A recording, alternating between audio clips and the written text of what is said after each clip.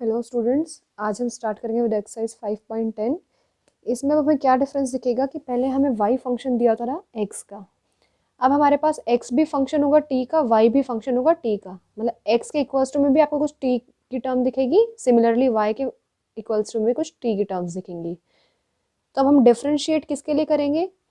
x किसके लिए differentiate हो सकता है? t के लिए। सिमिलरली y भी किसके लिए डिफ्रेंशिएट होगा? t के लिए। तो अब आप x के डिफ्रेंशिएशन में नहीं चलाएंगे, किसके में चलाएंगे? t में, क्योंकि x डिपेंड कर रहा है t पे, y भी डिपेंड कर रहा है t पे। तो देखिए इसके लिए x था तो हमने क्या निकाला? dx by dt। तो इस साइड पे क्या करोगे? d बाई dt अप्लाई कर दोगे। तो आपने जैसे ही यहाँ पे किया, सिमिलरली जैसे आप x का करते थे वैसे ही अब t के लिए आ जाएगा। पावर आगे, तो देखिए इसका कैसे आएगा डिफ्रेंसिएशन? 2 तो पहले से ही as it is, a as it is constant है, इनको ऐसे कैसे नीचे लिख दिया। टी स्क्वायर का कैसे करोगे? एक्स स्क्वायर के जैसा ही करोगे, पहले पावर आगे फिर पावर में से -1 और फिर इसका डिफ्रेंसिएशन किसके लिए चल रहा है? dt के लिए। तो ये तो कट के 1 ही आ जाएगा। तो देखिए आपका वही बन गया फिर से 2 2 ज़ा 4 a और t की पावर में क्या है? 2 - 1, इसका मतलब कितना आ गया? 1। अब y के लिए करेंगे तो y में भी d by D T apply कर दिया। करने के बाद इसका डिफ्रेंसिएशन क्या आएगा विद रिस्पेक्ट टू t? जब t के साथ इसका डिफ्रेंसिएशन करेंगे तो ये आ जाएगा 4a। अब आपको निकालना क्या है? क्वेश्चन में लिखा आया है dy बाई dx, लेकिन ये डायरेक्टली तो निकल नहीं सकता क्योंकि y भी किसका फंक्शन है? t का, x भी किसका फंक्शन है? t का। तो पहले हम ये दोनों निकालेंगे। देखिए अब इन दोनों को जब मैंने ऊपर नीचे से लिख दिया तो ये dt से dt कैंसिल हो जाएगा, तो क्या बच गया? dy by dx। तो dy बाई dt, ये देखो इधर आ गया ना, पहले ये देखते हैं। dy बाई dt था, dx बाई dt था, dt से dt कैंसिल, तो क्या बन गया? dy by dx। अब इसकी वैल्यू रख दी ऊपर 4a और इसकी वैल्यू भी हमने निकाली थी, ये क्या आ गई थी? 4at। तो 4a से 4a कैंसिल, क्या बच गया आंसर? 1/t। ऐसे इसका फोर्थ पार्ट है। x भी हमें किसका फंक्शन दिया है? t का, क्योंकि x के इक्वल टू में कौन है? t है। सिमिलरली y के इक्वल्स टू में कौन है? t है। तो डिफ्रेंशिएट किसके लिए करेंगे? विद रिस्पेक्ट टू t करेंगे, मतलब t के लिए करेंगे। तो dx बाई dt आएगा। सिमिलरली इस साइड पे क्या आएगा? dy by dt। अब ये आपके पास देखिए, आपको जब ऐसा लगे कि कंफ्यूजन हो रहा है तो आप इसको x समझ रहे थोड़ी देर के लिए। 3ax है 1 + x स्क्वायर, तो आप जैसे उसका करते थे सिमिलरली वैसे ही चलेगा, सिर्फ x की जगह पे क्या लिखना है आपको? t लिखना है। तो u/v वाला फॉर्मूला लग जाएगा, d by D T of u/v। तो क्या आता रहा? v का square, v as it is differentiation of u minus u as it is differentiation of v। हमने क्वोशंट रूल लगा दिया। क्वोशंट रूल लगाया तो इसको सिंप्लीफाई करें अब आप। 3at का डिफ्रेंसिएशन क्या आएगा? 3a और 1 + t स्क्वायर का क्या आ जाएगा? देखिए इसका डिफ्रेंसिएशन मैं यहाँ लिख रही हूँ, तो ये पहले तो जाएगा अंदर दोनों के पास, पहले 1 के पास और d by D T T square के पास जाएगा। तो बन क्या जाएगा? ये 0 और 2t के लिए, सॉरी टी स्क्वायर के लिए क्या आ जाएगा? 2t। अब इनकी वैल्यूज़ देखिए हम यहाँ पे पुट कर रहे हैं। ये वैल्यूज़ हमने पुट कर दी, ब्रैकेट ओपन कर दी। 3a को पहले 1 से मल्टीप्लाई किया, देन t स्क्वायर से किया। सिमिलरली इन दोनों को भी मल्टीप्लाई कर दिया। करने के बाद यहाँ पे भी 3at स्क्वायर, यहाँ पे -6at स्क्वायर है, दोनों को ऐड करो कि क्या आ जाएगा? -3at square. और आगे वाला 3a एज इट इज़ लिख दिया है। ये हमारा क्या आ गया है?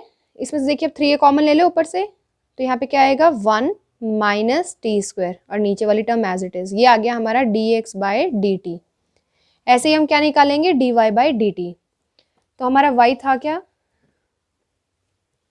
यही था हमारा y। तो जब हमने इसका डिफ्रेंसिएशन किया है t के रिस्पेक्ट में, तो ऊपर वाले को u कंसिडर कर लेंगे, नीचे वाले को v, और फिर से कौन सा फॉर्मूला लगा देंगे? क्वोशंट रूल लगा देंगे। जैसे इस पे क्वोशंट रूल अप्लाई करेंगे तो देखिए ये क्या आ जाएगा? ये v है फिलहाल, तो यहाँ पे v का स्क्वायर आ गया, v as it is differentiation of u minus u as it is differentiation of v। Quotient rule यही कहता है, यही आ गया है। अब देखिए इसका ये एज इट इज लिख दिया, डिफ्रेंसिएशन क्या बन गया? आगे आएगी पावर 6at माइनस ये एज इट इज, इसका डिफ्रेंसिएशन क्या आएगा? 2t। नीचे वाली टर्म भी as it is, bracket open कर दे। 6at पहले 1 से मल्टीप्लाई होगा, फिर t स्क्वायर से होगा, और ये वाली टर्म एज इट इज लिख दी।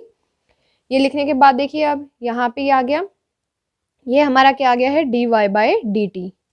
This is our dy by D T. तो dx बाई डी टी भी कैलकुलेट कर लिया, dy बाई डी टी भी कैलकुलेट कर लिया, तो अब क्या निकाल लेंगे फाइनली? dy by dx। तो यहाँ पे रख दिया dy बाई डी टी ऊपर, नीचे रख देंगे dx बाई डी टी। इसकी वैल्यू ऊपर रख दी, इसकी वैल्यू नीचे। अब वैल्यू एडजस्ट कर रहे हैं, देखिए इससे ये कैंसिल हो जाएगा। ये होने के बाद क्या बच गया 6at, और यहाँ से क्या गया 3a1 माइनस टी स्क्वायर। ये कर दिया हमने। तो जब इन दोनों को देखो 3 2 ज़ा 6, a से a कैंसिल, तो बच के गया 2t/1 minus T square. Question number second का सेकंड पार्ट है। अब हमें x के इक्वल्स टू में जो भी दिया है, क्या दिया है, पहले t देते थे, अब दे दिया थीटा। तो हम क्या करेंगे, जो भी दिया होगा इक्वल्स टू में उसी के रिस्पेक्ट में क्या कर देंगे, डिफ्रेंशिएट कर देंगे। तो अब हम इसको डिफ्रेंशिएट कर रहे हैं विद रिस्पेक्ट टू थीटा। तो नीचे क्या दिखेगा, dx/d थीटा, और ये वाली टर्म पे इधर क्या आ जाएगा d/d थीटा। अब इसका डिफ्रेंसिएशन कैसे होगा, a क्या है कांस्टेंट, बाहर रख दिया। जब हम इसका करेंगे cos क्यूब थीटा का, तो क्या आएगा, सबसे पहले 3 आगे, पावर आगे आ गई, फिर cos की पावर में से -1, और फिर जो ये cos है इसका डिफ्रेंसिएशन मतलब माइनस साइन थीटा, क्योंकि cos का डिफ्रेंसिएशन क्या होता है, minus sine theta.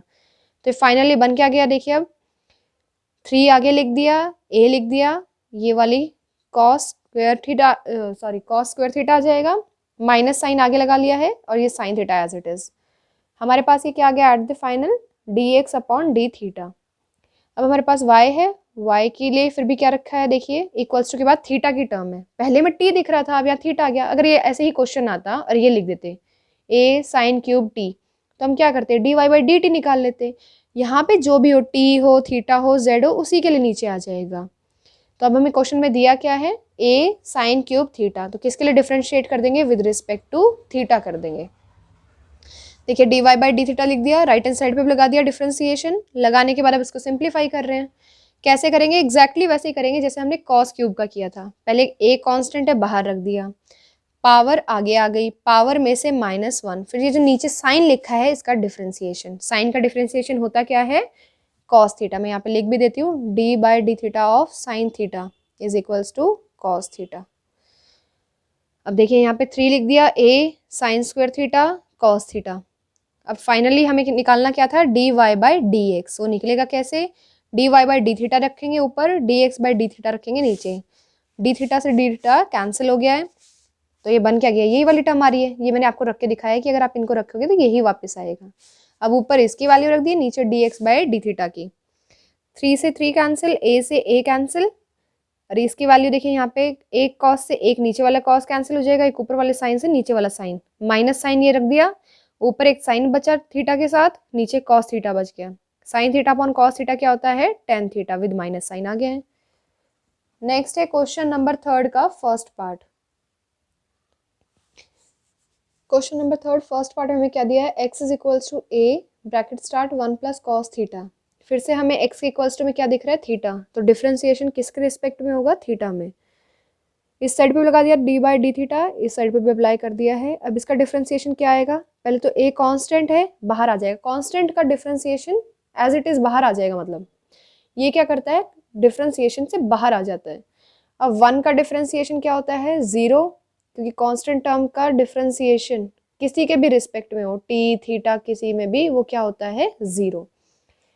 Cos theta का क्या आ जाएगा, माइनस साइन थीटा। तो इसको हमने लिख दिया यहाँ पे। तो dx/d थीटा कैलकुलेट कर लिया। अब नेक्स्ट कैलकुलेट कर लेंगे, y दिया है तो यहाँ पे निकालेंगे dy/d थीटा। तो वो क्या आ जाएगा, a पहले बाहर, थीटा का डिफरेंशिएशन थीटा के रिस्पेक्ट में, देखो ये कैसे बनेगा, पहले a बाहर आएगा और ये ऐसे बन जाएगी term, theta plus sine theta. Next क्या होगा, अब ये दोनों के पास अंदर जाएगा, a तो बाहर है ही, ये डिफरेंशिएशन जाएगा पहले थीटा के पास, फिर जाएगा साइन थीटा के लिए। तो देखिए थीटा के रिस्पेक्ट में थीटा का डिफरेंशिएशन क्या आ जाएगा, 1, और साइन थीटा का क्या बन जाएगा यहाँ से, कॉस थीटा। अब हमने दोनों कैलकुलेट कर लिए, dy/d थीटा भी कैलकुलेट कर लिया, dx/d थीटा भी। तो अगर इन दोनों को ऊपर नीचे से न्यूमरेटर डिनोमिनेटर में रखेंगे तो क्या आ जाएगा, dy/dx। ऊपर हमने dy/d थीटा की वैल्यू पुट कर दी, नीचे कर दी है dx/d थीटा की। a से a कैंसिल, ऊपर क्या बन गया, 1 प्लस कॉस थीटा, नीचे क्या बन गया है, sine theta. 1 plus cos theta का फॉर्मूला हमें याद है, 2 कॉस स्क्वायर थीटा बाय 2। नीचे वाले साइन थीटा को अब देखिए हम लिख सकते हैं, साइन थीटा लिखा था, मैं इसी को लिख सकती हूँ 2 से मल्टीप्लाई 2 से डिवाइड एंगल में।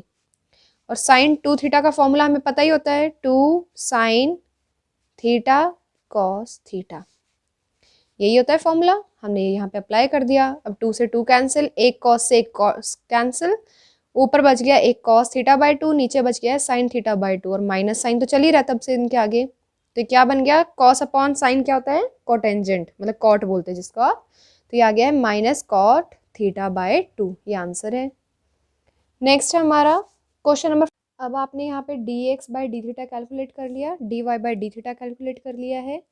आपको चाहिए क्या क्वेश्चन में, D Y by D X, तो उसके लिए आप यहाँ पे D Y by D theta की वैल्यू रखें, D X by D theta की डिनोमिनेटर में दोनों की वैल्यूज रख के सिंप्लीफाई करें और आंसर देखिए आपका मैच कर रहा है या नहीं कर रहा है। इसी के साथ आपकी एक्सरसाइज 5.10 कंप्लीट होती है।